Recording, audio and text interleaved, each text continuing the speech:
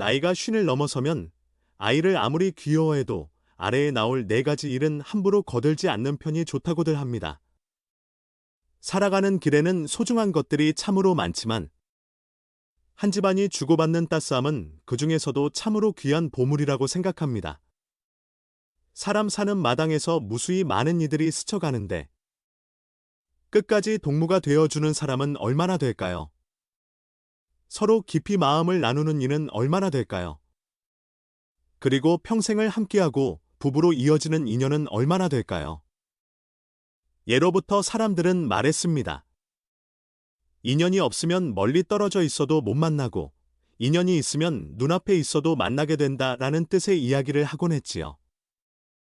참으로 묘한 연결 덕에 숱한 이야기가 이어집니다.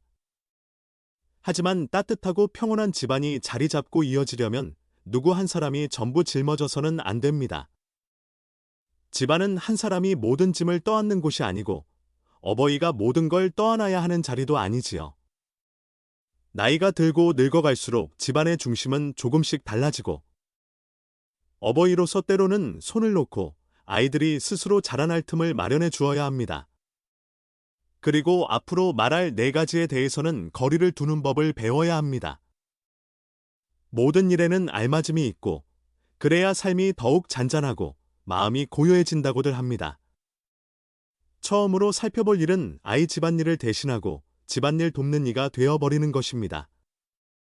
나이가 든 어머니가 자녀나 손주를 위해 온 힘을 쏟는 모습은 흔히 볼 수 있는데 서울 바깥쪽 시골에 살다가 퇴직한 미진 어머니의 이야기가 그런 예로 떠오릅니다. 어느 날 아들 부부에게서 아직 가사를 봐줄 사람을 못 구했으니 손주를 돌보기 위해 서울로 와 달라는 부탁을 받았다고 합니다. 본인의 살림살이가 크게 흔들릴 걸 알아도 미진 어머니는 손주가 새벽같이 어린이집에 가야 하는 모습을 떠올리면 차마 거절할 수 없었다고 하지요. 서울로 와서 보니 손주 돌봄뿐 아니라 거의 모든 집안일을 떠맡아야 했습니다. 빨래, 청소, 밥 차리기, 설거지까지 꼼꼼히 해내야 했고 따뜻한 밥상과 깨끗한 옷, 깔끔한 집은 전부 미진 어머니 손에서 이루어졌습니다. 손주는 어머니 손에서 곱게 자랐고 며느리는 일에서 돌아오면 아이만 안아주면 되니 크게 신경 쓸 게 없었습니다. 가끔 손님이 찾아오면 어머니가 오시고 나서 진짜 편해졌다. 살도 올랐다고 자랑하듯 말하곤 했지요. 겉으로 보기엔 미진 어머니가 평온하게 지내는 듯하지만 실제는 그렇지 않았습니다. 그녀는 식사가 식을 대로 식은 뒤에야 허겁지겁 먹었고 밤에는 쑤시고 결리는 몸으로 잠 못 이루기도 했습니다. 어떤 날은 하루 종일 우는 손주를 안느라 온몸이 뻐근해지기도 했습니다. 그럼에도 불구하고 자식들이 걱정할까봐 아무 소리 못했고 고단함은 날마다 더해갔습니다. 자기 몸 챙길 겨를도 없었고 남은 찬밥이나 전날 먹던 것을 허겁지겁 먹을 때도 많았습니다. 손주가 잠든 사이 잠시 쉴만하면 빨래하고 바닥 닦고 밥 준비하느라 또 시간을 보냈습니다. 그러던 어느 날 며느리가 퇴근하고 들어왔는데 집이 깔끔하지 않다고 화를 낸 겁니다. 왜 쓰레기도 안 버렸는지 세탁물도 가득 쌓여 있고 집이 엉망이네. 집에 계신 보람도 없는 것 같아 하는 말이 미진 어머니 마음의 비수가 되었습니다. 아기로 한 말이 아니라는 걸 알아도 마치 자신이 가사 돕는 이로 여겨지는 것 같아 서글펐습니다. 아들은 그걸 듣고 아내에게 그런 식으로 말하지 마. 어머니는 우릴 도우러 오신 거지 집안일 하라고 부른 분이 아니야 하고 막아서면서 상황이 험악해졌고 결국 고단한 몸을 이끌고 미진 어머니가 중간에서 달랬습니다. 온종일 일하고 오니 힘들지. 좀 쉬어. 여기 일은 내가 알아서 할게 마치 나무라듯 한 말이 아니라 조심시키는 마음이 담긴 말이었습니다. 그 뒤 아들 부부는 자기들의 잘못을 깨닫고 미진 어머니께 사과했습니다. 마음 한켠은 여전히 서운했지만 어머니는 부드러운 말투로 일깨웠습니다. 너희 둘이 더 나누어서 살림해야 해. 난 그저 조금 도울 수 있을 뿐 전부 짊어질 순 없어. 내 친구들이 너희 도와주러 온다 해도 잘 대해야 해. 이런 힘든 일꾼처럼 대하지 않도록 말이야. 사실 이런 이야기는 낯설지 않습니다. 우리나라를 비롯해 여러 곳에서 나이가 들었음에도 이름 없는 집안일을 도맡아 하는 어머니와 할머니가 많습니다. 손주에 먹이고 재우고 데려다주고 하는 일 모두 그분들 어깨에 달려있지요. 명절이나 큰 잔치 때는 모두가 쉬지만 오히려 나이 든 어머니들이 더 바빠집니다. 잘 생각해보면 평생 일하고 나서 노년에 또 고단한 날을 보내는 것이 과연 가치가 있을까요? 중년에 접어들면 어버이는 쉬고 몸을 돌보고 남은 날의 즐거움을 누릴 자격이 있습니다. 아이를 키우는 책임은 기본적으로 그 아이의 아버지와 어머니에게 있습니다. 할머니, 할아버지가 거들어 줄 수 있다면 그것은 그분들 몸 상태와 힘에 걸맞은 알맞은 도움이어야 합니다. 어버이들이 스스로 서고 자유롭게 더 잔잔히 살아가게 두는 것이 옳습니다. 그분들의 도움은 소중한 선물일 뿐 결코 당연한 의무로 여겨선 안 되지요. 한 집안이 진정 따스해지는 때는 모든 사람이 서로를 존중하고 똑같이 귀하게 여기며 서로 보듬어가며 살아갈 때입니다. 다음으로 짚어볼 일은 아이의 인생에서 큰 갈림길을 대신 선택해주는 것입니다. 예전 사람들 말에 쉰에 집 지으려 하지 말고 예순에 나무 심으려 하지 말고 이른에 옷 바느질하려 하지 말라고 했습니다. 나이가 들면 무리하면 안 된다는 깊은 깨우침을 담은 옛말이지요. 어버이는 아이를 키워낸 뒤 언제쯤 손을 놓아야 하는지 아이가 스스로 세워갈 길을 선택하도록 넘겨줄 때를 알아야 합니다. 하지만 많은 어버이가 아이를 너무 아낀 나머지 무심코 아이 대신 큰 선택을 해주며 아이가 진정한 자립을 못하게 막곤 합니다. 부산에 사는 경이 어머니를 떠올려 봅니다. 그분에게는 외동딸 유나가 있었는데 결혼하고 나서 딸이 남편과 자주 다투었습니다. 격하게 다툼이 이어지다가 지쳐버린 딸은 따로 살겠다고 마음먹었고 결국 힘들어서 친정으로 돌아와 울며 호소했습니다. 경이 어머니는 아이 문제를 아이가 풀도록 하지 않고 참을 수 없으면 그냥 우리 집에 들어와 살아라고 했습니다. 딸은 어머니 말대로 아이를 데리고 친정에 들어갔고 사위는 혼자 남았습니다. 그 선택이 사위와 딸 사이를 개선하기는커녕 더 나쁘게 만들어 버렸습니다. 사위는 버려진 기분에 존중받지 못했다고 여기게 되었고 딸은 점점 어머니에게 기대며 스스로 결정하는 힘을 잃었습니다. 본디 잡고 흔들리던 가정이 더 크게 혼란에 빠진 셈이지요.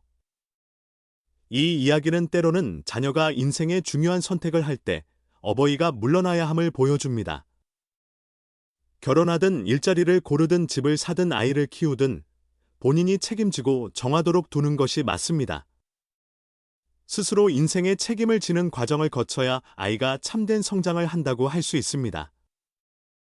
많은 어버이는 자녀 대신 결정해 주는 것을 사랑이라 여기지만 마음을 놓아주는 것이 진짜 사랑이라고 심리 쪽에서도 말합니다.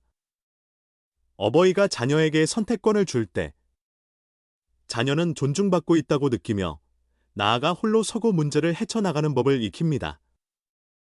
그것이 어버이가 깔아놓은 틀 속에서 불만만 품는 삶이 아니라 당당하게 자신의 길을 찾아가는 자립심으로 이어집니다. 아이를 바르게 아끼려면 어버이는 길잡이 노릇만 하되 필요할 때 귀 기울이고 조언을 해주는 정도로 그쳐야지. 아이 인생에 깊이 간섭해선 안 됩니다. 자녀가 혼인하고 싶으면 좋아하는 사람을 선택하도록 둡시다. 그 길은 그 아이의 삶이니까요. 자녀가 독립을 꿈꾸면 본인이 바라는 길로 가보게 합시다. 누가 본인의 열정과 재능을 제일 잘 알겠습니까? 어버이가 옆에서 지켜보면서 아이가 넘어지는 걸 보는 건 괴롭지만 그 넘어짐이야말로 값진 깨달음이 되어 자녀를 더 단단하게 만듭니다. 참된 사랑이란 아이를 지배하는 것이 아니라 자유와 믿음을 주는 것임을 늘 기억해야 합니다. 어버이는 아이의 첫걸음을 이끌기 위해 자신의 삶을 바칩니다. 하지만 아이가 자라고 스스로 설 힘이 생기면 본인의 발로 걸을 수 있게 해주어야 합니다. 그것이 어버이가 줄 수 있는 가장 귀한 선물이지요. 이어 살펴볼 일은 아이의 빚을 대신 갚아주는 것입니다. 대구에 사는 태수 어르신과 누리 어르신 이야기를 들어보면 자녀에 대한 어버이의 사랑이 때로는 헤아릴 수 없을 만큼 무거운 짐이 될 수 있음을 깨닫게 됩니다. 90이 훌쩍 넘은 이 두 분은 평생 열심히 일해 재산을 모아 자손에게 물려주길 바랐습니다. 하지만 최근 몇 해 동안 막내딸 아라가 못 갚는 빚에 시달려 채권자들의 집요한 압박을 받게 되었고 두 분 또한 마음이 편치 못한 날들을 보냈습니다. 아라는 예전에는 착하고 부지런했지만 어느 해 큰 장사를 실패하며 거액의 빚을 졌고 이를 어떻게든 만회하려 애썼으나 번번이 실패했습니다. 집이며 일터며 귀한 물건까지 다 팔아봤지만 부족했고 딸이 안쓰러웠던 태수 어르신은 아라를 집으로 들여서 지낼 곳을 마련해줬습니다. 하지만 이게 끝없는 수렁의 시작이었습니다. 1년 만에 태수 어르신은 2억 원에 달하는 빚을 갚기 위해 소중한 집을 팔아야 했습니다. 자식의 괴로움을 그냥 두고 볼 수 없다는 마음이었지만 빚을 갚아준 뒤에도 아라는 계속 다른 데서 돈을 빌렸습니다. 빚 독촉은 점점 거세졌고 한때 평온하던 두 분의 살림은 속이 까맣게 타 들어갔습니다. 태수 어르신은 채권자들의 눈을 피해 온종일 집안에 틀어박혀 지내며 이웃들과의 인사조차 마음대로 하기 힘들었습니다. 채권자들이 오면 그는 그저 고개 숙여 부탁하는 수밖에 없었습니다. 결국 태수 어르신은 법원에 알아와 가족 인연을 끊겠다고 요청을 넣었고 남은 여생이라도 조용히 보내고 싶어 했지만 아라가 어디론가 사라져 연락이 닿지 않아 이른 속도를 내지 못했다고 합니다. 그 와중에 태수 어르신은 유산을 다시 정리하면서 재산을 팔아 아라 빚을 막았고 이제는 조상 모시려고 남겨두었던 작은 집만 겨우 남았습니다. 이 이야기는 어버이가 아이 빚을 대신 갚아야 하느냐 하는 질문을 던집니다. 사람을 돕는 마음은 조건이 없지만 돕는 것과 짐을 짊어지는 것의 균형은 잘 살펴야 합니다. 자녀가 일해서 어려움을 겪고 몸을 일으켜 보겠다면 어버이는 자기 힘에 맞게 보태줄 수 있습니다. 하지만 도박이나 방탕 같은 잘못된 길로 빚을 쌓았다면 감정에 치우치지 말고 단호히 막아야 합니다. 예로부터 어버이 빚은 자녀가 갚는다고도 하고 그 반대 말을 하는 경우도 있지만 그걸 착각해 어버이가 무한히 책임져야 한다고 여겨서는 안 됩니다. 특히 어버이가 나이가 들어 삶의 바탕이 흔들릴 수 있는 상황에서는 자녀 빚을 대신 갚아줄 의무가 없습니다. 반복해서 대신 갚아주면 자녀는 그걸 당연한 일로 여기고 의지해버리며 스스로 한 잘못에 대한 책임을 지려하지 않게 됩니다. 아이를 아낀다고 해서 항상 잘못까지 막아주는 게 옳은 건 아닙니다.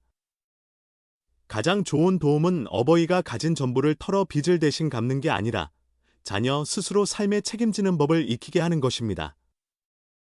잘못을 했다면 그 잘못에서 벗어나는 길을 찾도록 가르쳐야 합니다.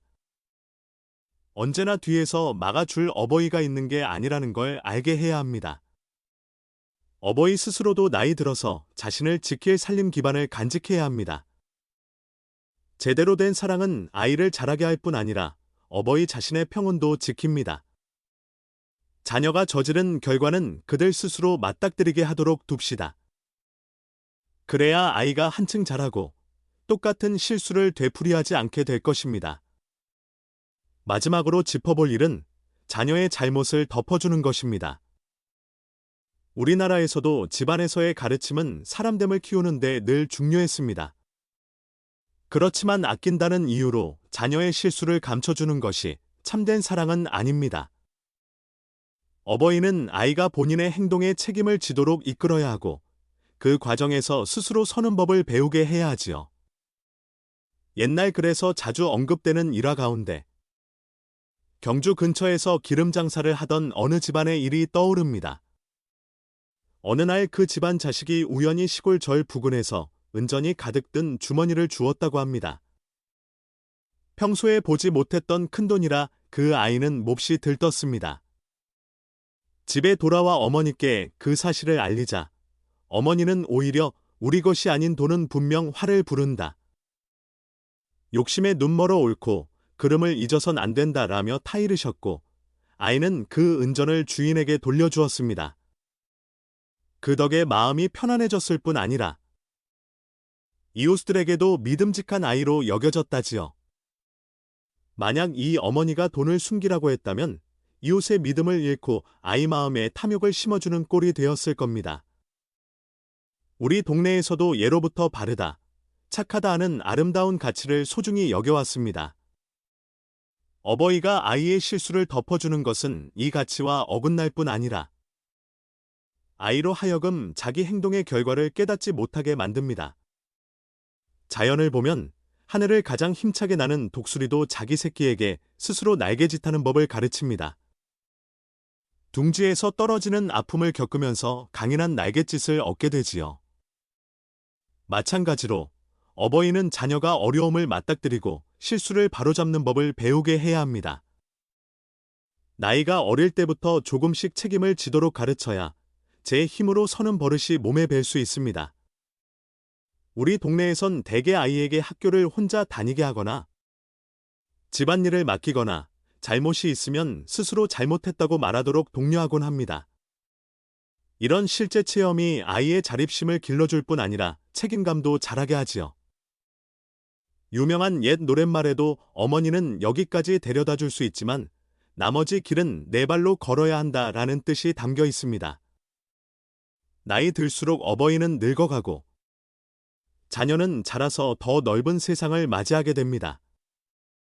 그 기틀을 마련해 주는 건 어버이지만 대신 끝까지 걸어줄 순 없습니다. 어버이가 자식을 정말 아낀다면 실수를 숨기기보다 오히려 책임지도록 가르쳐야 합니다. 덮어주면 아이는 영영 약해지고 참된 삶과 맞서 싸우는 길을 배울 기회를 놓치게 됩니다.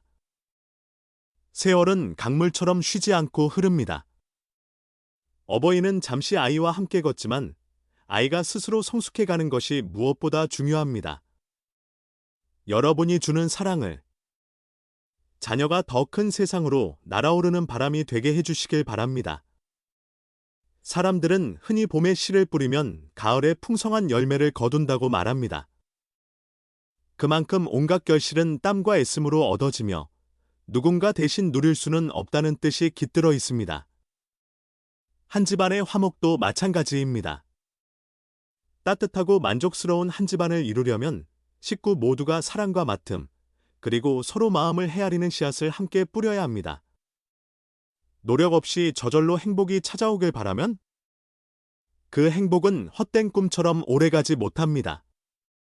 그렇다면 어떤 집안이 참으로 잘되고 기쁜 삶을 누릴 수 있을까요?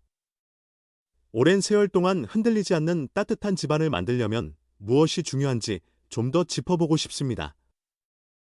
먼저, 살날이 길든 짧든 부부가 함께 같은 바람을 꾸며가는 것입니다. 예전부터 부부의 정은 인생에서 가장 귀한 연줄이라 여겨졌습니다.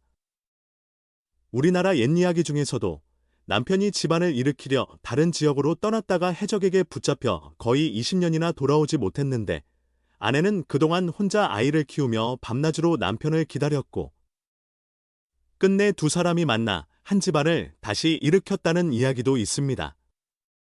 많은 이가 말하듯 어려움을 견딘 뒤에야 기쁨이 찾아오고 힘든 파도를 건넌 뒤에야 웃음이 자리 잡는다고 합니다. 부부란 삶의 동반자이자 깊이 서로를 헤아리는 이로 함께 기쁨을 누리고 삶의 거친 바람도 함께 막아내는 사이입니다. 때로 멀어지고 갈라질 수도 있지만 마음이 서로를 붙잡고 있으면 결국 다시 함께합니다. 부부의 행복은 의리의리하거나 완벽한 데 있는 게 아니라 일상 속 사소한 걸 함께하며 세월을 나누는 데 있다고들 하지요. 다음으로 오래된 혈연을 귀히 여기고 형제자매가 서로 거들어야 한다고 봅니다. 형제자매 사이는 삶에서 빠질 수 없는 버팀목입니다. 특히 어린 시절 같은 집에서 자라며 쌓인 추억이 있을 텐데 밥을 나누고 헌 옷을 돌려 입으며 도란도란 뛰놀던 때가 있지요. 장난스럽지만 웃음이 끊이지 않았던 식사 자리. 들판에서 함께 뛰놀던 순간, 이 모두가 시간이 지나도 빛바래지 않는 따스함입니다. 어른이 되면 각자 자리에서 살아가게 되지만 예전부터 지켜온 한 집안의 정이 큰 힘이 됩니다. 누군가는 서울에서 일하고 누군가는 광주에서 장사해도 명절이나 큰 날이 되면 다시 모여 옛 이야기를 하고 웃을 수 있지요. 예를 들어 어느 집안에서 동생이 새 집을 마련하는데 돈이 좀 모자라면 형이나 누나가 흔쾌히 거들어 주기도 합니다.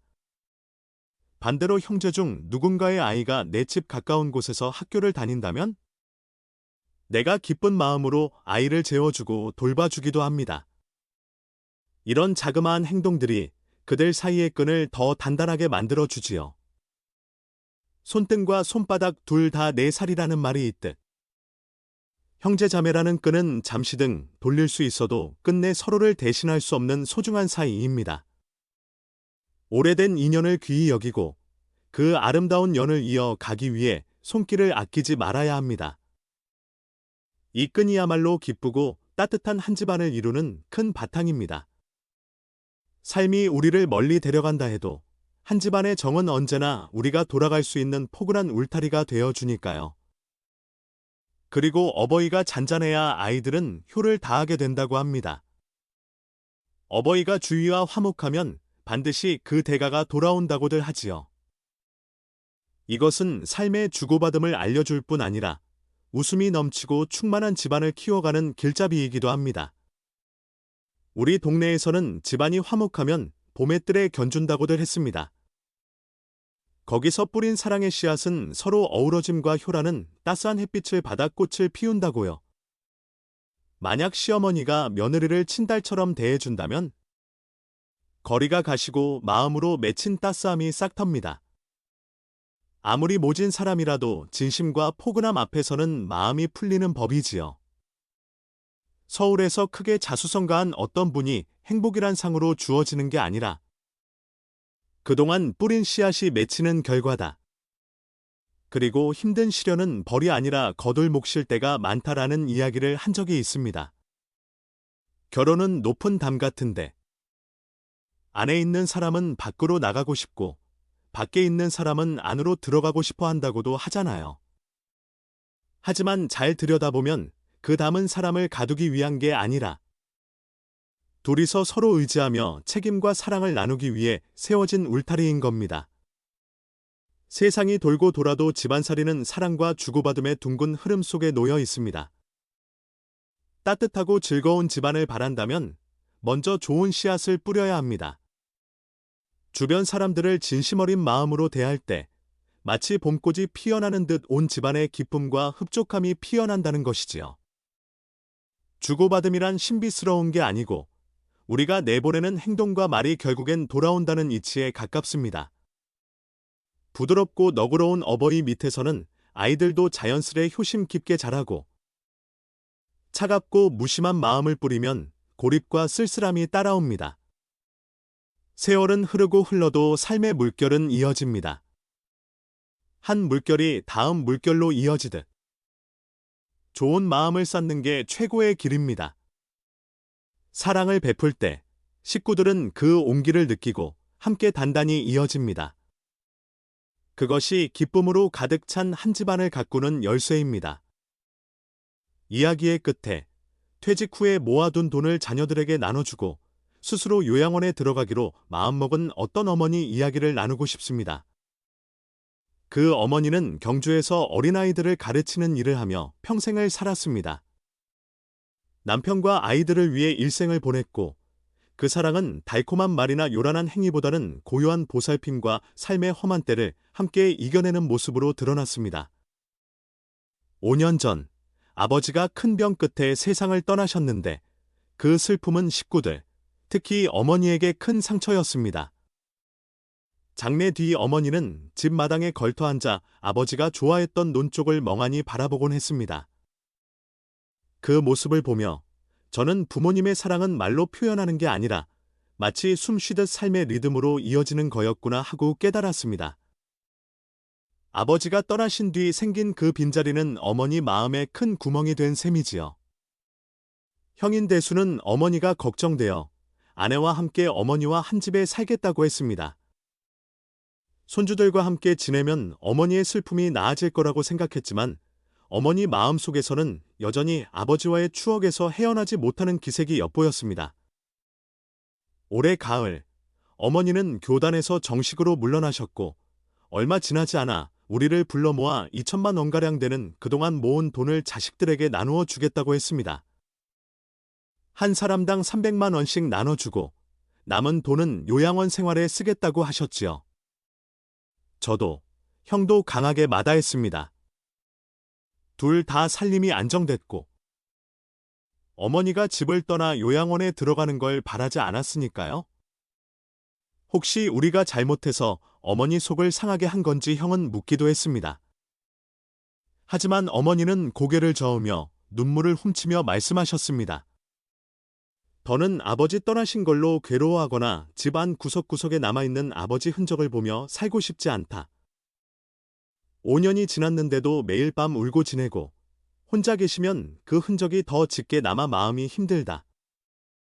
나와 같은 또래가 모인 곳에 가야 마음이 놓일 것 같다. 이 말씀에 저는 가슴이 미어졌습니다. 겉으론 늘 강해 보이고 손주들과 농담도 잘하셨지만 속마음에선 남편을 잃은 아픔을 떨칠 수 없었던 거죠. 우리는 어머니가 정말 원하는 건 뭘까? 어떻게 해야 할까 고민했습니다. 명절을 치르고 다시 생각해 보자며 어머니를 달래보았지만 어머니는 마음을 굳히신 듯했습니다. 형 말로는 어머니가 벌써 짐을 싸고 계시다고 하네요. 우리 동네에서 어르신들이 요양원으로 들어가길 선택하는 까닭은 자식에게 소홀히 대접받아서가 아니라 스스로의 자리와 자유를 지키고 싶어서인 경우가 많습니다. 어머니의 경우는 이 집안 곳곳에 스며있는 아버지 추억 때문에 힘들었던 것이 크지요. 우린 맡기만이 답인지 아니면 어머니 뜻을 존중해야 하는지 딜레마에 빠졌습니다. 곰곰이 생각한 끝에 사랑이란 어버이를 내 곁에 꼭 붙잡아 두는 게 아니라 그분 마음을 헤아리고 어루만지는 거라는 걸 깨달았습니다. 어머니가 요양원에 계시면 비슷한 처지의 분들과 어울려 이야기 나누고 함께 지내며 그나마 마음속 슬픔이 희미해지지 않을까 싶습니다. 무엇보다 일생을 헌신하신 뒤 누려야 할 편안함을 찾을 수 있는 곳일 테니까요. 어머니가 어디에서 지내시든 우리는 늘 어머니 곁에 있습니다. 명절이든 기념일이든 우리 남매는 아이들을 데리고 찾아갈 것이고 어머니가 어떤 길을 선택하시든 변함없이 그분을 감싸드릴 겁니다. 결국 한 집안을 향한 사랑이란 어버이를 곁에 모시기만 하는 게 아니라 그분이 바라는 삶을 살도록 돕는 것입니다. 그분들에게 진정한 기쁨을 가져다 줄 수 있는 게 무엇인지 생각해야 합니다. 오늘 이야기를 들어주셔서 고맙습니다. 혹시 이 이야기가 좋으셨다면 댓글에 1분을, 그렇지 않다면 2불을 남겨주시면 좋겠습니다. 그리고 종 모양 알림을 누르면 앞으로 올라올 새 이야기들도 놓치지 않고 보실 수 있습니다. 모두들 편안하고 따뜻한 나날 보내시길 바랍니다.